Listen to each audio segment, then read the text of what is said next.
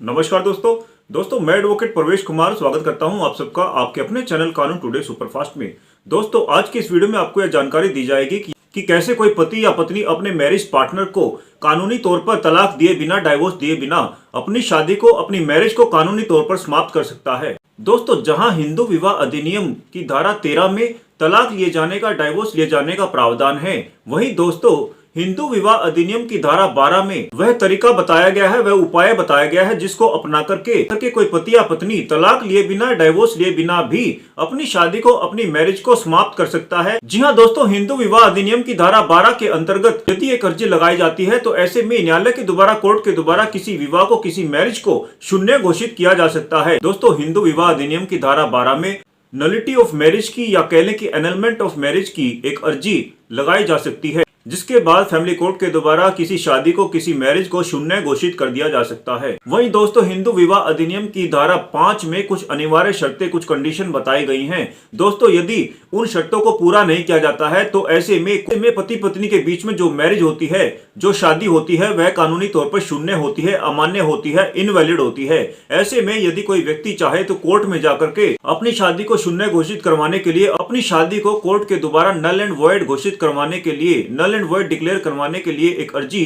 Family court में लगाई जा सकती है। दोस्तों हिंदू विवाह अधिनियम की धारा 5 में यह स्पष्ट तौर पर बताया गया है कि शादी करने से पहले किसी लड़का लड़की को कानूनी तौर पर बालिग होना चाहिए। जी हाँ दोस्तों, ऐसे में शादी करने से पहले किसी लड़के की आयु 21 साल या उससे अधिक होनी चाहिए और लड़की की आयु 18 वर्ष या उससे ऊपर की होनी चाहिए। वहीं दोस्तों यदि किसी लड़का लड़की की शादी नाबालिग अवस्था में हो जाती है तो ऐसे में लड़का लड़की यदि चाहें, वह लड़का लड़की चाहें तो अपनी शादी को कोर्ट के द्वारा नल एंड वॉइड डिक्लेयर करवाने के लिए या कह लें कि शून्य घोषित करवाने के लिए एक अर्जी फैमिली कोर्ट में लगाई जा सकती है। दोस्तों सेक्शन 5 में यह भी बताया गया है कि जब किसी लड़का लड़की के बीच में शादी होती है, ऐसे में उनकी मैरिज के लिए उनकी सहमति होना आवश्यक होता है। जी हाँ, लड़का लड़की की कंसेंट होना आवश्यक होता है। वहीं दोस्तों यदि किसी लड़का लड़की की शादी डरा धमकाकर कर दी जाती है, वहीं दोस्तों यदि शादी से पहले किसी पक्ष के द्वारा दूसरे पक्ष को अंधेरे में रखा गया हो, उनसे कुछ बातों को छुपा लिया गया हो, कुछ बातों को कंसील कर लिया गया हो। जी हाँ दोस्तों, यदि किसी पति या पत्नी के द्वारा शादी से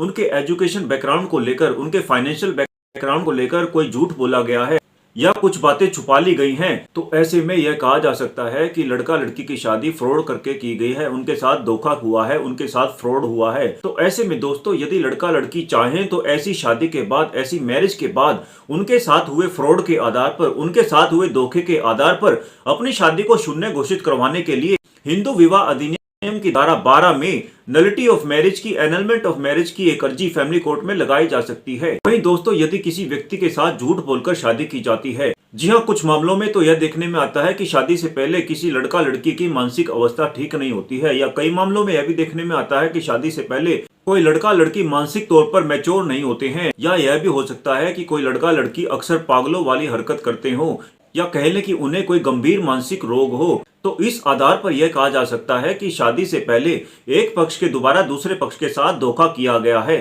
तो इस आधार पर किए गए धोखे के आधार पर हुई शादी को, मैरिज को कोर्ट के द्वारा शून्य घोषित करवाया जा सकता है। जी हाँ, कोर्ट के द्वारा नल एंड वॉइड डिक्लेयर करवाया जा सकता है। वहीं दोस्तों कुछ मामलों में तो यह भी देखने में आता है कि शादी से पहले कोई पहले से ही शादीशुदा होता है और उसने कानूनी तौर पर तलाक नहीं लिया होता है, डाइवोर्स नहीं लिया होता है। तो ऐसे मामलों में भी यदि कोई शादी, कोई मैरिज तलाक लिए बिना की गई है, कानूनी तौर पर डाइवोर्स लिए बिना की गई है, तो ऐसी शादी को कोर्ट के द्वारा शून्य डिक्लेयर करवाया जा सकता है, नल एंड वॉइड डिक्लेयर करवाया जा सकता है। जी हाँ, हिंदू विवाह अधिनियम की धारा 12 के अंतर्गत नलिटी ऑफ मैरिज की डिक्री ली जा सकती है। वहीं दोस्तों यदि शादी से पहले किसी व्यक्ति की पत्नी गर्भवती हो, प्रेग्नेंट हो, तो ऐसे मामलों में भी यह कहा जा सकता है कि एक पत्नी पक्ष के द्वारा पति पक्ष के साथ धोखा किया गया है, उसे अंधेरे में रखा गया है। तो ऐसे मामलों में यदि एक पति को यह पता चलता है कि उसकी पत्नी शादी से पहले प्रेग्नेंट है, तो इस आधार पर भी हिंदू विवाह अधिनियम की धारा 12 के अंतर्गत ऐसे हुई शादी को, मैरिज को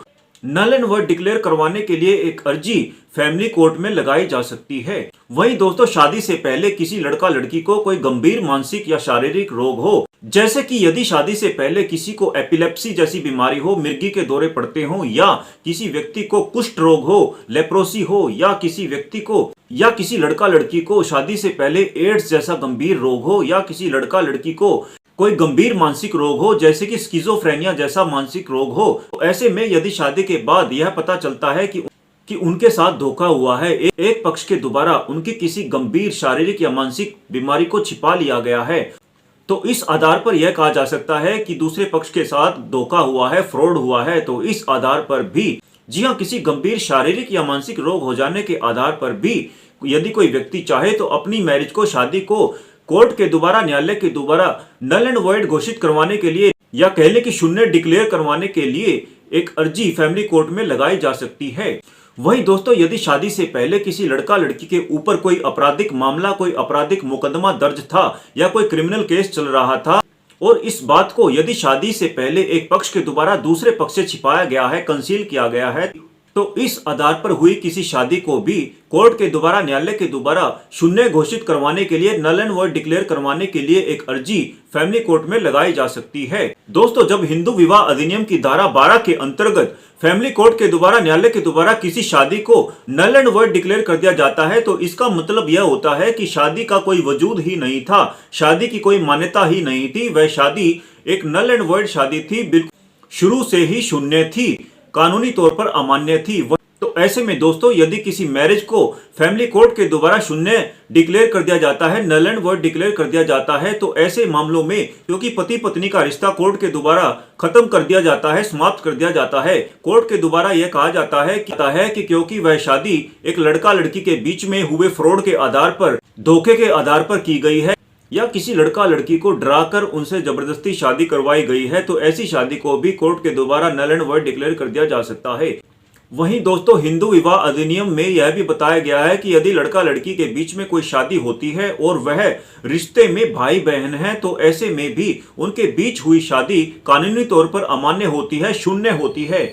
इस आधार पर यह कहा जा सकता है कि यदि किसी लड़का लड़की का दूर का भी कोई भाई बहन का रिश्ता है, तो ऐसे में भी उनके बीच हुई शादी को शून्य घोषित करवाया जा सकता है, नल एंड वॉइड डिक्लेयर करवाया जा सकता है। वहीं दोस्तों, अपवाद के तौर पर यह कहा जा सकता है कि दक्षिण भारत में जो शादियां होती हैं, साउथ इंडिया में जो शादियां होती हैं, जैसे कि बुआ के बच्चों में और मामा के बच्चों में जो शादी होती है, वहां पर उनके मान्यताओं के हिसाब से, उनके रीति रिवाजों के हिसाब से जो शादी होती है, उन्हें अपवाद के तौर पर हिंदू विवाह अधिनियम से बाहर रखा गया है। जी हाँ दोस्तों, यदि किसी समाज में कोई मान्यता है, कोई रूढ़ी है, कोई रीति रिवाज है, जिसके आधार पर कोई मैरिज, कोई शादी की जाती है, तो ऐसे में किसी शादी को, किसी मैरिज को हिंदू विवाह अधिनियम की धारा 12 में नल एंड वॉइड डिक्लेयर नहीं करवाया जा सकता है, शून्य घोषित नहीं करवाया जा सकता है। दोस्तों, इस जानकारी के आधार पर यह कहा जा सकता है कि यदि पति पत्नी चाहे तो अपनी शादी को हिंदू विवाह अधिनियम की धारा 12 के अंतर्गत भी एनलमेंट ऑफ मैरिज की डिग्री लिए जाने के बाद, या कह लें कि नलिटी ऑफ मैरिज की एक डिग्री हिंदू विवाह अधिनियम की धारा 12 के अंतर्गत ली जा सकती है। ऐसे में दोस्तों, यदि किसी पत्नी ने उसके ऊपर कुछ कोर्ट केस दर्ज करवा रखे हैं, तो ऐसे में भी क्योंकि कोर्ट के द्वारा उनके बीच हुई शादी को शून्य घोषित कर दिया जाता है, नल एंड वॉइड डिक्लेयर कर दिया जाता है, तो इसके बाद जब किसी महिला पुरुष के बीच में पति पत्नी का रिश्ता नहीं है, तो इस आधार पर यह कहा जा सकता है, यह माना जा सकता है कि एक पति का उसकी पत्नी के द्वारा उस पर दर्ज करवाए गए कोर्ट केसों से भी छुटकारा मिल सकता है, क्योंकि जब उनके बीच में पति पत्नी का रिश्ता ही नहीं है,